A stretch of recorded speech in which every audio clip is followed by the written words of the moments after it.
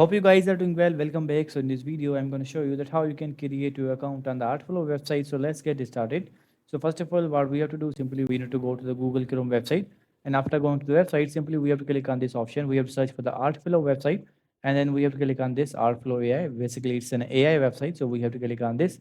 And after clicking on this, the website will be open, and I'm going to show you that how you can create your account. So as you can see, now what we have to do simply, as you can see. So as you can see now the website is open. Now simply what we have to do, we have to create our account. As you can see, it has an option for the sign up. So we have to click on the sign up. So let's click on this sign up option.